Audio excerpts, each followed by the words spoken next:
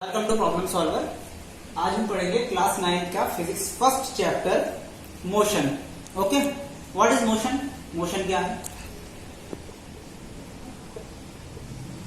Motion हम कह सकते हैं कि किसी भी अगर हम एक ऑब्जेक्ट ले लें, ये ऑब्जेक्ट है, स्टेशनरी ऑब्जेक्ट है, कोई भी रुका हुआ ऑब्जेक्ट है जो कि मोशन में नहीं है, और इसके रेफरेंस से किसी कार को देखें तो वो पहले यहां थी, फिर वो चल रही है, फिर वो आगे पहुंची, फिर इस पॉइंट पर, फिर इस पॉइंट पर, फिर आगे पहुंच गई। इट मींस ये मोशन में है, ये कार जो है ये मोशन में है। और किसके रेफरेंस से बताया हमने? एक स्टेशनरी ऑब्जेक्ट, समझ लीजिए एक ट्री है, एक ट्री के एक स्टेशनरी ऑब्जेक्ट से हमने ये बता दिया कि एक कार जो है वो मोशन में है। ठीक है, मोशन मीन्स कि मूवमेंट, किसी भी बॉडी में मूवमेंट, उसका वो मोशन कहलाता है। ठीक है, आप देखिए मोशन जो है ज्यादा कुछ नहीं है मोशन में, लेकिन हाँ इसके भी टाइप्स हैं और इसमें जो यूनिफॉर्म मोशन और नॉन यूनिफॉर्म मोशन है उसमें थोड़ा सा हमें स्टडी करना है। अब देखिए मोशन जो है वो 2 टाइप्स के होते हैं, यूनिफॉर्म मोशन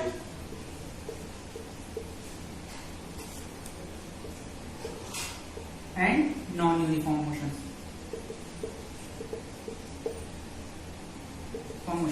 अब देखिए यूनिफॉर्म मोशन क्या है? यूनिफॉर्म मोशन वो मोशन है जिसमें इक्वल डिस्टेंस कवर हो इक्वल टाइम में, इक्वल टाइम में। मतलब कि अगर कोई कार जो है वो 10 मीटर पर सेकंड की स्पीड से चल रही है, इट मींस वो हर सेकंड 10 किलोमीटर कवर करेगी। ये 10 मीटर पर सेकंड है तो 10 मीटर कवर करेगी हर सेकंड में। इट मीन उसकी जो मोशन है वो यूनिफॉर्म है। Then non uniform motion, non uniform motion में क्या होता है? अनइक्वल डिस्टेंस कवर करता है कोई भी बॉडी, किसमें? इक्वल टाइम में। अब कोई हम ऐसे कोई भी हम फ्रीली बॉडी देख लें, हम समझ लें कोई भी कि एक बॉल गिर रही है ऊपर से, और उसको देखें हम कि पहले सेकंड में तो उसने कम डिस्टेंस ली, मान लो कि 10 मीटर गिरी वो नीचे फर्स्ट सेकंड में,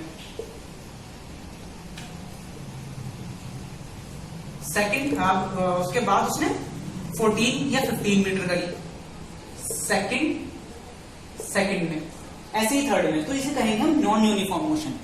मतलब हर टाइम तो देख रहे हैं हम कि पर सेकंड के हिसाब से, बट जो डिस्टेंस है वो अनइक्वल डिस्टेंस रही।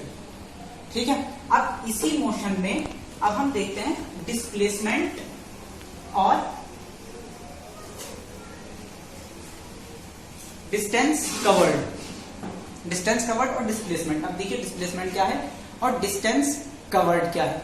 इसमें से अभी स्केलर और वेक्टर क्वांटिटी भी होंगी, वो भी आपको आगे पढ़ाऊंगा मैं। पहले देख लीजिए डिस्टेंस कवर्ड और डिस्प्लेसमेंट क्या है। अब देखिए कोई भी ऑब्जेक्ट मान लीजिए यहां पर है, ठीक है, इसने यहां इतना चला 3 मीटर दूर एक और इसका पॉइंट है, वहां तक ये चला। ठीक है, फिर इसने क्या करा? फिर ये यहां से कुछ सामान लेकर वापस गया, तो इसकी डिस्टेंस कवर्ड कितनी होगी? डिस्टेंस कवर्ड कितनी हो गई? 3 जाने में गई और 3 वापस आने में गई, तो 3 + 3 = 6 मीटर। ये होगी इसकी डिस्टेंस कवर्ड। अब नाउ डिस्प्लेसमेंट, अब हम देखेंगे डिस्प्लेसमेंट कितना होगा। डिस्प्लेसमेंट मतलब कि जहां बॉडी पहले थी, इनिशियली थी जहां बॉडी, क्या वहां से उसका डिस्प्लेसमेंट हुआ कुछ या नहीं? ये देखेंगे हम, नहीं, यहां कोई डिस्प्लेसमेंट नहीं हुआ। बॉडी सीधा गई 3 मीटर कवर करके, फिर दोबारा अपने ही पॉइंट पर आ गई, तो डिस्प्लेसमेंट 0। तो यहाँ डिस्प्लेसमेंट कितना हुआ? 0। अगर इसी चीज को हम ऐसे देखें कि एक बॉडी यहां से चली और सिर्फ सीधा चली गई वहां पर, तो यहां पर डिस्टेंस कवर्ड 3 मीटर हो जाएगी और हमारे डिस्प्लेसमेंट भी 3 मीटर हो जाएगी। मतलब ये है कहने का कि डिस्टेंस कवर्ड वो चीज होती है कि उस ऑब्जेक्ट ने या उस चीज ने कितना डिस्टेंस कवर की, कितना उसकी डिस्टेंस ली, चाहे वापस वो अपने इनिशियल पॉइंट पर आ जाए। और डिस्प्लेसमेंट क्या है? डिस्प्लेसमेंट ये है कि उसको अपनी प्लेस से मतलब इनिशियली जिस प्लेस पे था वहां से फाइनल में वो कितना दूर पहुंचा, ये कितना उसने डिस्टेंस कवर की बाद में। ठीक है, वो आ जाएगा हमारा डिस्प्लेसमेंट। डिस्प्लेस कितना हुआ अपनी जगह से वो। ठीक है, ये दो चीजें हो गई। अब देख लीजिए थर्ड देख लीजिए, अब हम पढ़ेंगे इसी में। अब मोशन को हम तीन तरीके से डिस्क्राइब करते हैं। सबसे पहला आता है स्पीड। स्पीड, अब देखिए स्पीड क्या है। स्पीड हम जानते हैं, speed is equal to distance upon time. बहुत सी जूनियर क्लास में ही पढ़ा है हमने। Speed is equal to distance upon time. क्योंकि हमने कोई भी चीज हम चला रहे हैं या हम चलते हुए देख रहे हैं, तो हम उसमें ये देखें कि उसने कितने टाइम में कितने डिस्टेंस कवर करें, तो उसे हम स्पीड कहते हैं। अब स्पीड और वेलोसिटी, आपका और वेलोसिटी तो यही होती है, distance covered upon time taken. दोनों सेम ही है, यहाँ पर भी डिस्टेंस आ गई, यहाँ पर डिस्टेंस आ गई। बट वही यहाँ पर थोड़ा सा डिफरेंस आ जाता है कि स्पीड में हमें डायरेक्शन की जरूरत नहीं पड़ती, हम विदाउट डायरेक्शन निकाल देते हैं इसको। ये स्केलर क्वांटिटी है। स्केलर क्वांटिटी वो होती है कि जिसमें सिर्फ और सिर्फ हमें एक मैग्नीट्यूड की जरूरत पड़ती है। मैग्नीट्यूड मतलब 3 मीटर, 3 किलोग्राम, 4 सेंटीमीटर, ये होते हैं हमारे मैग्नीट्यूड। तो इसमें सिर्फ मैग्नीट्यूड की जरूरत पड़ती है, डायरेक्शन की नहीं। अब जिसमें डायरेक्शन की जरूरत पड़ती है वो होता है वेक्टर क्वांटिटी। वेक्टर क्वांटिटी, अब देखिए इसमें कैसे हम इसको कर सकते हैं। अब यहाँ पर ये डिस्टेंस ट्रेवल्ड है, ये डिस्टेंस कवर्ड है, यहाँ पर आ जाता है बेस्ड ऑन डिस्टेंस कवर्ड। एक तरीके से हम डिस्टेंस कवर्ड यहाँ पर लेते हैं हम एज अ डिस्प्लेसमेंट, क्योंकि यहाँ पर इसको एक डायरेक्शन की भी जरूरत है। मीन्स कैसे, एक ऑब्जेक्ट यहाँ था, उसने 20 मीटर पर सेकंड की स्पीड से यहाँ कवर किया 1 किलोमीटर, या 200 मीटर कवर किया 10 मीटर पर सेकंड के स्पीड से, वेलोसिटी से। अब यहाँ इसकी वेलोसिटी चल रही है, किस डायरेक्शन में चल रही है, हमारे से राइट डायरेक्शन में चल रही है। ठीक है, अब राइट डायरेक्शन में चल रही है, यहाँ पहुंच गई, डिस्टेंस कवर्ड 200 मीटर। लेकिन यही कार अगर वापस आ जाए तो क्या होगा, यही है इसकी वेलोसिटी तो 0 हो जाएगी। कैसे हो जाएगी, कि वापस इसी पॉइंट पर आ गया और स्पीड वो क्या है, वेलोसिटी तो distance covered upon time taking. Distance covered कितनी हो गई, 200 मीटर गया, फिर 200 मीटर वापस आ गया, यानी कि अपॉन टाइम टेकिंग कितना लिया उसने, 10 सेकंड। ओके, तो ये क्या गया, क्योंकि हमें डिस्टेंस कितनी कवर करी, इसमें डिस्टेंस अपॉन टाइम होता है, डिस्टेंस कवर्ड 200 मीटर, ईस्ट में गया, फिर 200 मीटर वापस आ गया, तो क्या होगा, इसकी वेलोसिटी 0 हो गई। ठीक है, अब देखिए, अब एक्सेलरेशन। तो वेलोसिटी मीन्स, वेलोसिटी का मतलब ये है कि कोई भी एक ऑब्जेक्ट जो है वो पर सेकंड, या हम किसी भी चीज की हम क्या लेते हैं, मतलब एक तरीके से एक स्पीड को हम इस तरीके से कह सकते हैं कि एक डेफिनेट टाइम में एक डेफिनेट चली हुई स्पीड जो है वो वेलोसिटी कहलाती है। ठीक है, नाउ एक्सेलरेशन। अब एक्सेलरेशन में कंफ्यूजन रहता है कि एक्सेलरेशन होता क्या है। एक्सेलरेशन होता है कि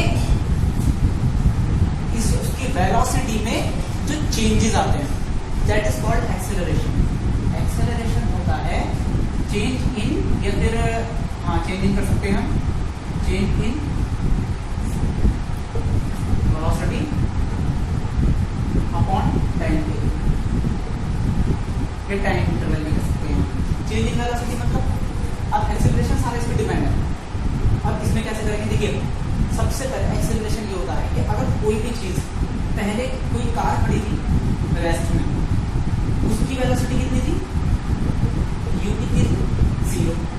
बाद में वही कार चल पड़ी और उसकी स्पीड हो गई 20 मीटर पर सेकंड। तो ये जो चेंज आया है 0 से 20 के बीच में, जो चेंज आया है वेलोसिटी में, इसे ही हम एक्सेलरेशन बोलते हैं। ओके, अब इसे ही हम एक्सेलरेशन बोलते हैं। ये चीज रह गई वेलोसिटी का, हमारा velocity is equal to distance travelled upon time taking. इसकी हमारी जो यूनिट होती है वो होती है मीटर पर सेकंड। ओके, और हमारी स्पीड की भी,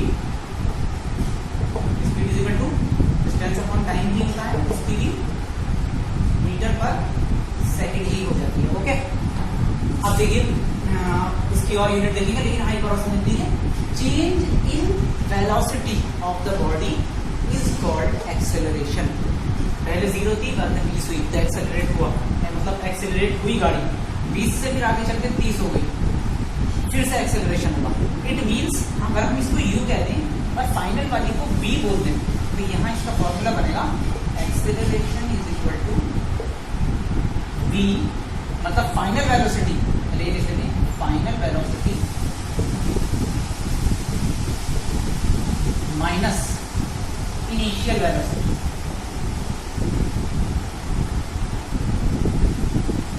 अपॉन टाइम टेकन।